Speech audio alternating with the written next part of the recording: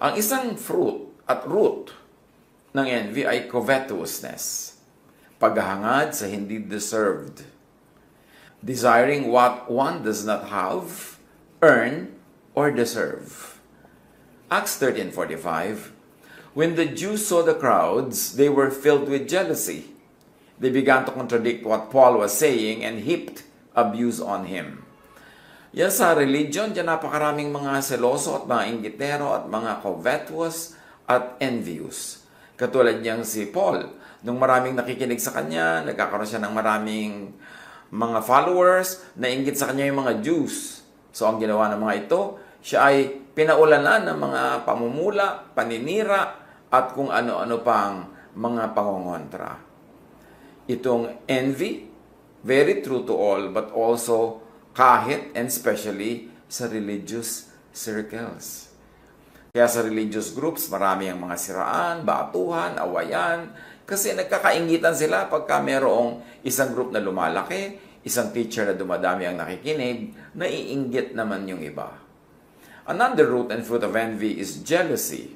And again, root yan, fruit pa rin. Yung magselos, malibugho, and indulgence in controversies and malicious talk. Pagka ang tao naiinggit, siya ay nagsisimula o sumasali sa mga usapang malisyoso, paninira sa kinaiinggitan, at ang pakikinig naman at pagsali sa ganito mga usapan ay maaaring maging pasimula na naman ng ibang envy of the same people or of other people who are hearing it, at maaaring magbukas sa kanila yung ideya na dapat silang mainggit. 1 Timothy 6:4, they are conceited and understand nothing. They have an unhealthy interest in controversies and quarrels about words that result in envy, strife, malicious talk, evil suspicions. And again, this is especially true among very religious people. Ang pag-aaway-away nila tungkol sa words, sa meaning ng words, interpretation and application of words. At yan, nung kanyang kinaiinggitan. Kaya huwag nating bigyan ng space sa buhay ang inggit. Dahil sisirain tayo talaga niyan.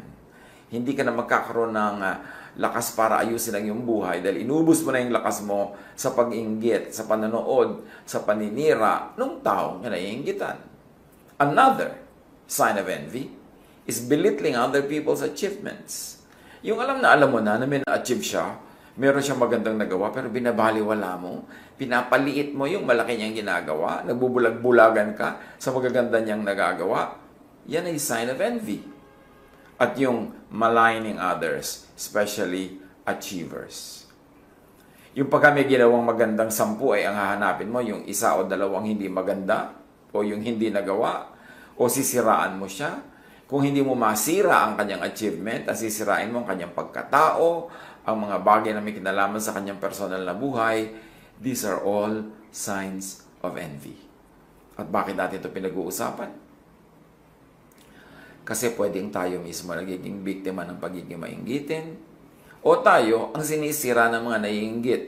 And in that case, hindi mo dapat pansinin ang mga naiinggit sa'yo, basta malinis ang iyong konsyensya, ang iyong budhi ay nakasang-ayon sa magandang kalooban ng Diyos. You can look into God's face in spite of what your critics tell you, because alam mo na malinis ang iyong puso, tama ang iyong ginagawa, although hindi ka perfect, pero generally maganda at mabuti ang iyong ginagawa.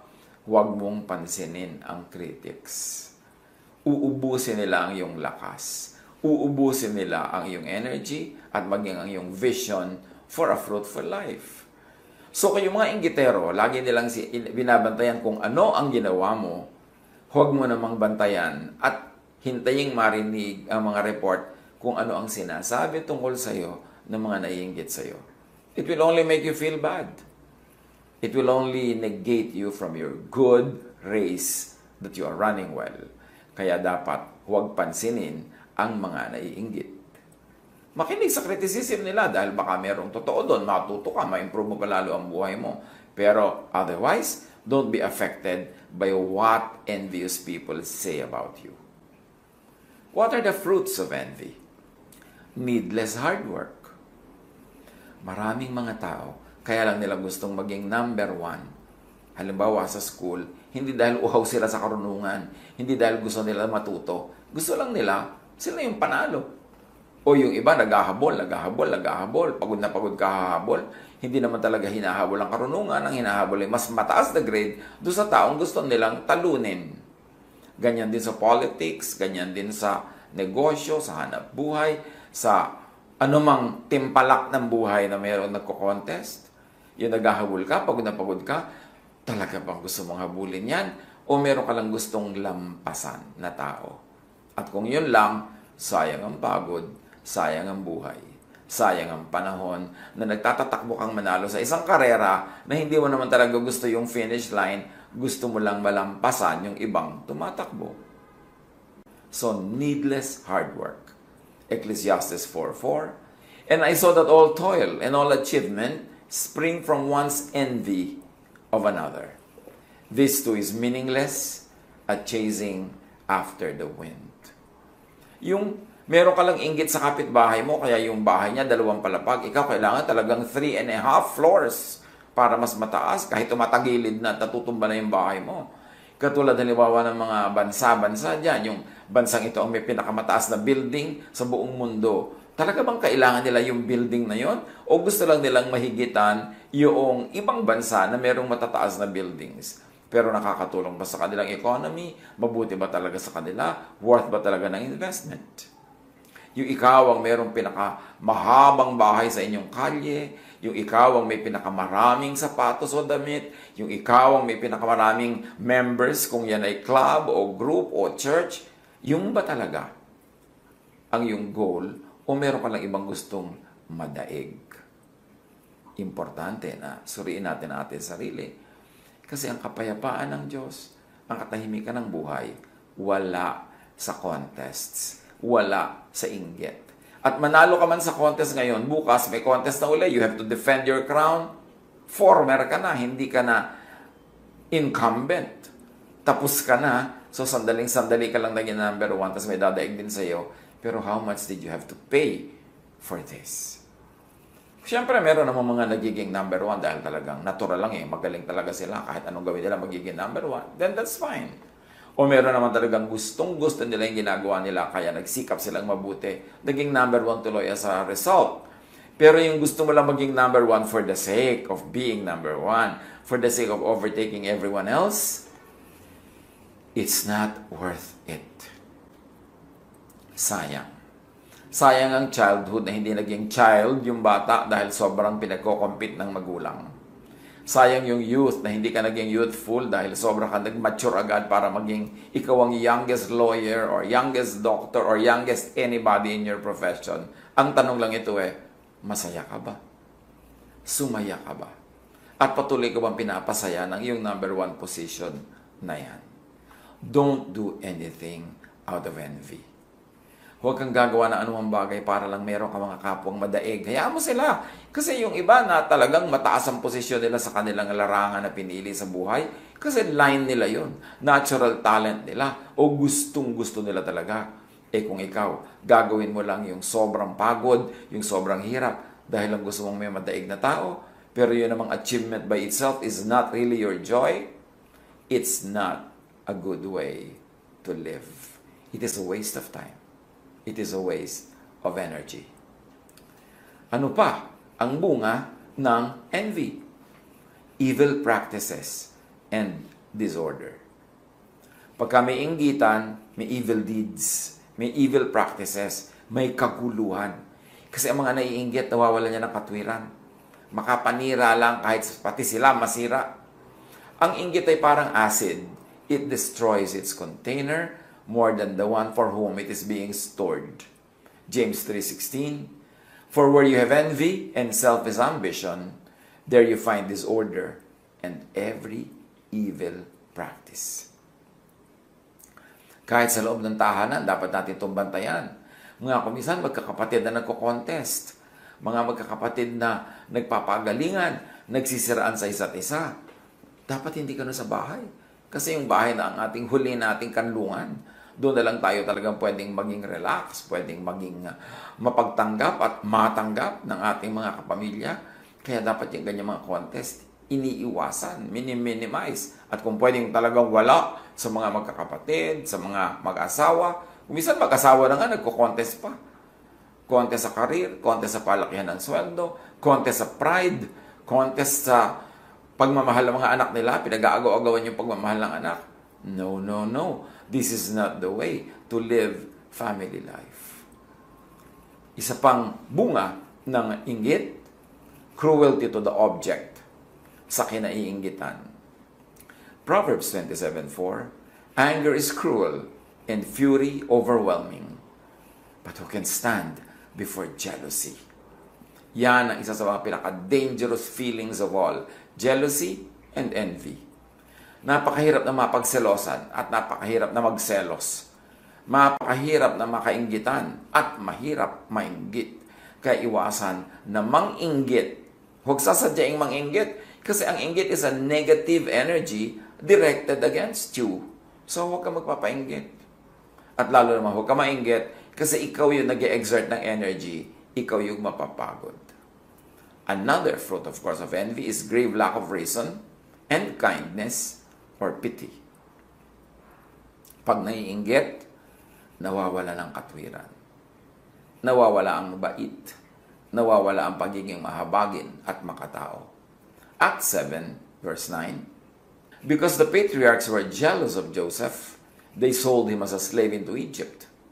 But God was with him. So, kapatid nila, sarili nilang dugo, ibebenta nila para maging alipin dahil lang naiinggit sila dahil parang mas mahal ng tatay nila itong si Joseph. But of course, God continues to bless the blessed. Kaya hindi naman nawala ng blessing si Joseph kahit na isinel pa nila into slavery. In fact, lalo pang gumanda ang buhay nito nung lumaon. Another fruit of envy is non-growth. Tulad ng binanggit natin kanina, ang naiinggit, inuubos ang lakas niya sa panonood ng kinaiinggitan, sa paninira sa kinakainggitan, at sa pagtanghod sa buhay ng may buhay. Hindi niya tuloy na asikaso ang kanyang sariling buhay. Natural. Hindi siya lalago. Hindi siya asenso. Disqualification from blessings is another fruit of envy. Pag naiinggit ka, tinatanggalan mo ang sarili mo ng pribilehiyong tumanggap ng pagpapala.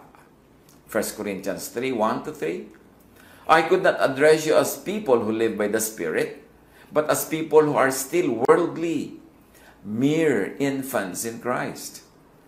I gave you milk, not solid food, but you were not ready for it. Indeed, you still are not ready. You are still worldly, for since there is jealousy and quarreling among you, are you not worldly? So pagiging makalupa lang at hindi makalangit ang pagiging mainggitin at mapanibughuin. It disqualifies us from receiving blessings from heaven. And of course, another fruit of envy is death and decay. When you are envious, something in you dies. And when you're continuously being envious, you keep on dying in many parts of your personality, in many parts of your heart. Job 5:2, resentment kills a fool, and envy slays the simple. Yan talagang pag nagre-resent ka, naiinis ka, nagagalit ka dahil may umaasenso, dahil merong masaya, dahil merong progresibo, ikaw ang namamatay. Ikaw ang nawawalan. Malaking-malaki ang nawawala sa taong maiinggitin. At kahit yung mga maiinggitin, kuminsan ay nakakatsamba-tsambang magtagumpay, yumaman, maging number 1, pero hindi pa rin yun masaya. Kasi pag envious ka, hindi ka matatahimik kahit hawak mo ang trophy. Kasi iniisip mong baka may umagaw sa iyo mamaya, baka mapunta yun sa iba bukas, kaya kahit hawak mo yun, hindi ka nag-enjoy. Miserable ang buhay ng mga mainggitin. Proverbs 14:30, a heart of peace gives life to the body, but envy rots the bones. Pag naiinggit ka sa kapatid mo, sa pinsan mo, sa kapitbahay mo, sa kamag-anak, sa office mate, sa workmate, sa classmate, naiinggit ka kahit kanino, sabing ganon, daig mo pa ang may cancer sa buto. At cancer sa buto, napakasakit daw niyan. Pero sabi niya, envy rots the bones. And the bone, of course, is a metaphor for the structure of your body, for the structure of your personhood. Kaya pag yung structure mo rotten, edi ang buong body mo, ang buong personality mo ay guguho din. Ano ang magandang pangkontra sa inggit? Wala nagdadaig pa sa love. Love for God. Pagka mahal mo ang Diyos, walang space yung mainggit ka pa sa iba. Kasi napupuno ka ng pagmamahal mo sa Diyos. Love for God's work and for other workers. Love for what is good. Kaya nang turo na Jesus lagi, i-develop natin yung love, lagi natin i-consider, bigyan ng space, choose the loving ways. Kung maraming paraan ng pag-handle ng isang situation, choose love because love begets love. At sabi sa 1 Corinthians 13:4, love is patient. Love is kind. It does not envy. It does not boast. It is not proud. At sino ang taong mapapahinga? Hindi yung hindi proud, yung hindi boastful. Kasi hindi niya kailangan mag-maintain ng image sa ginagawa niya tungkol sa kanyang sarili. Hindi niya kailangan laging daigin ang kanyang kapwa. Hindi niya laging kailangan maging the best and number one. Makakapahinga siya. Relax ang kanyang buhay. Kasimple, no? You do not have because you do not ask God. Only those who are not happy with their own lives watch other people's lives, are envious of others, and they try to destroy other people. Pag hindi ka masaya sa sarili mong buhay, dun ka lang nagkakaroon ng oras, lakas at panahon para bantayan ang buhay ng iba, para mainggit sa buhay ng may buhay, at para sirain ang magagandang nangyayari sa buhay ng kapwa. Pero sasabihin mo, lagi naman ako nagpe-pray. I always ask God for what I want. But to ask means to think of it, to focus on it, and to work on it, and to work for it. Hindi lang to ask with words.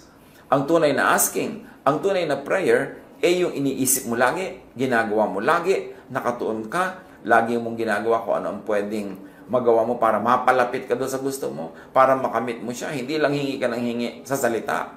Kailangan nakafocus ang iyong gawa, nakafocus ang iyong isip, at nananalig ka na ibibigay yun sa iyo ng Diyos. Isa pa na paraan para tayo ay magkaroon ng pangontra sa inggit, know yourself as God made you. Don't try to know others as God made them. Know yourself as God made you. Like, love yourself as God made you and as God loves you. Work as you are gifted and enabled by God.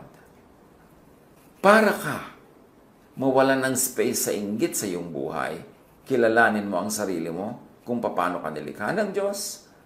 Ibigin mo, mahalin at magustuhan ang iyong sarili, hindi yung ang iyong mahal at gusto ay yung iba kaya mo sila kinakainggitan.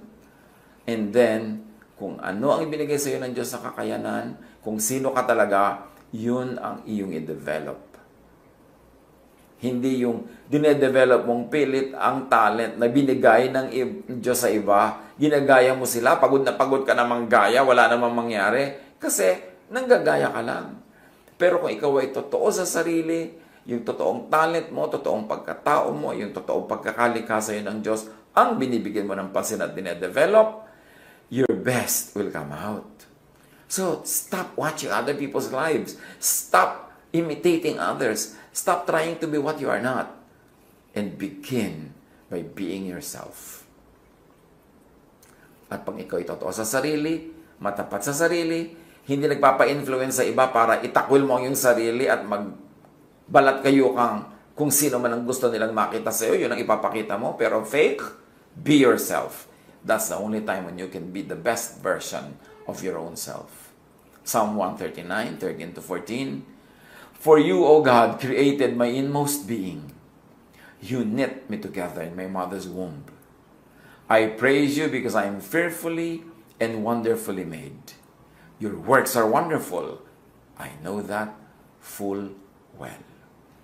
So, ang sinasabi niya sa Maker, nilikha niyo ako, kayo ang bumuo sa aking pagkatao, kayo ang tumahi, nag-weave, kayo ang bumuo sa akin, Therefore, magaling ako, maganda ako, mahusay ako, kasi kayo ang gumawa. Not because of me, but because of you, O God, my Creator. Psalm 139:16, Your eyes saw my unformed body, O God. All the days ordained for me were written in your book before one of them came to be. So, hindi ito exact kapalaran na pati kung sinong mapapakasawa mo sa kapagtitira, Diyos ang nag-decide. Hindi itong ibig sabihin nun. Pero ang sinasabi lang dito, kayo ang lumikha sa akin at alam nyo kung ano mangyayari sa buhay ko kasi nilikha nyo ako na ganito o ganyan. So kung nilikha nyo ako na magaling sa math, alam nyo na dapat po magiging mathematician ako. Nilikha nyo ako na artist, alam nyo na dapat magiging artist ako at doon ako magiging mabunga, doon ako magiging masaya pag naging totoo ako according to your design. And that's what it means. All the days ordained for me were written in your book. Pero kahit inordain ng Diyos na ikaw magiging artist, pag hindi mo din-develop yon o may mga pumigil sa iyo at nagpapigil ka naman, pwede mong ibahin ang mangyayaring detail lang yung buhay kasi meron ka ring free will, meron kang prayer power. At sabi nga ni Jesus of prayer, ask this mountain to move and it will. So, pwede mo ring ibahin ang nangyayari sa iyong buhay kung pagtutuunan mo ng pansin, iisipin mo, ipapanalangin mo, at pagtatrabahuhan mo. Pero bago ang lahat, kilalanin muna ang sarili. Kung saan kahilig, doon bumawal para hindi mo labanan ang force of gravity. Kung saan ka naka-incline, doon ka in-incline ng Diyos, doon ka mag-incline, doon ka magiging best version of yourself. And when you are fruitful, when you are productive, when you're happy with yourself, you will have no space for envy. You will have no space and time to watch how others are living their lives because you're busy bearing fruits, you're busy growing, you're busy being happy. Kung ikaw ang kinaiinggitan, huwag sadyaing manginggit. Meron naman kasi mga tao nang iinggit pa talaga. Yung alam na miserable yung married life ng kanyang pinsan, ng kanyang kapatid. Display pa ng display kung gaano sila kasayang pamilya. Hindi naman masama na masaya ka. Hindi naman masamang makita yan. Pero let's be sensitive to others. Na alam nating miserable sila. Para mo kinikiskisan ng asin yung kanilang buhay na buhay at dumudugong sugat. Pagka ipinapakita mo palalo kung gaano kakasaya sa buhay mo, kung gaano sila kamiserable. Huwag sadyaing manginggit. Kasi pwede kang sirain ang naiinggit sa'yo. Pwede kang siraan, pwede kang gawa ng masama. So why will you want that? Try to lay low. Pagka ikaw ay masyadong fruitful, productive, tapos naliligid ka ng mga taong hindi fruitful and productive, medyo manahinahimik ka. At pag may naiinggit sa'yo, huwag pumatol. Huwag makipag-contest. Don't prove yourself. You don't need to. Huwag mo nang tapakan pa yung nasa baba na nga. At sa mga inggit, huwag magsayang ng panahon at lakas sa kapapanood ng buhay ng kapwa.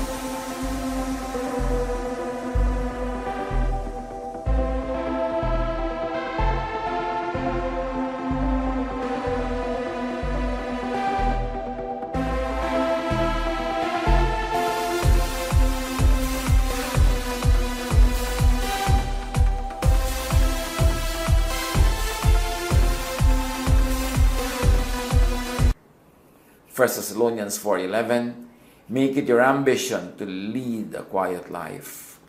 You should mind your own business and work with your own hands.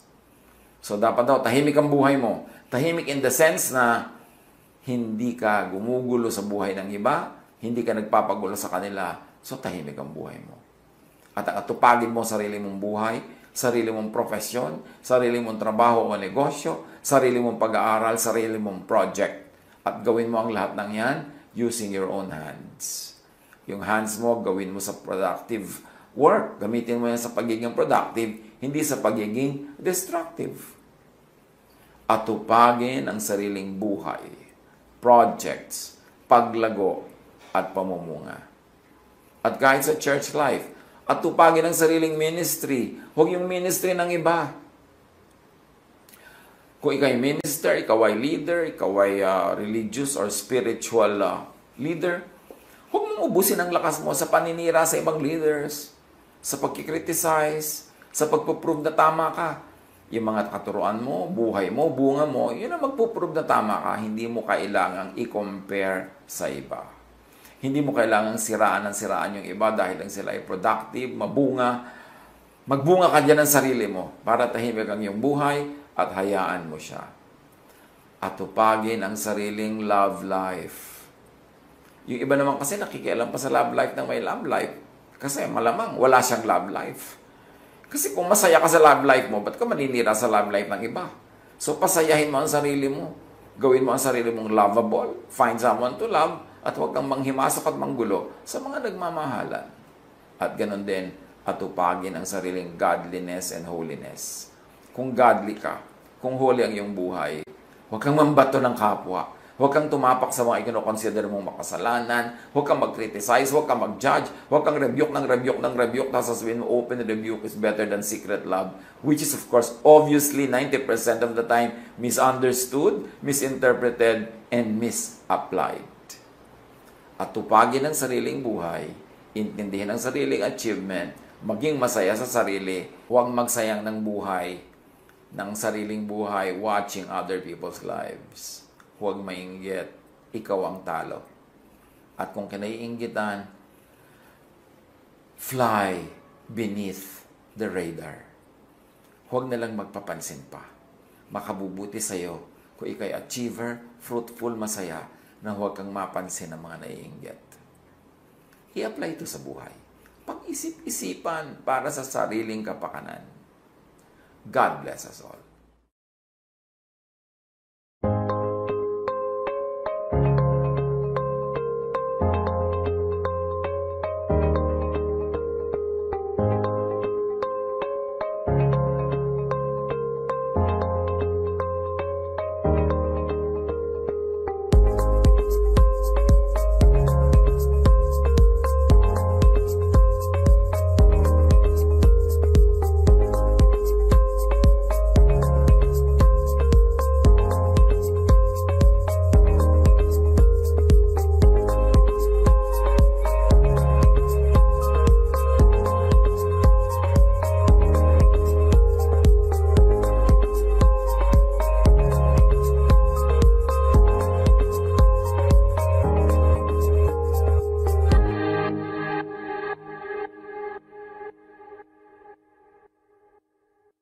Love to you, mga pamangkin.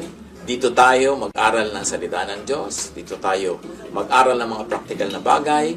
Magdalanginan para sa isa't isa. Makinig ng mga mensahe. At dito tayo magsasama-sama spiritually sa ating official Ed Lapis YouTube channel na ang address ay Sabi ni Kuya Ed. Remember, dito tayo ha? Sabi ni Kuya Ed, ang ating official YouTube channel.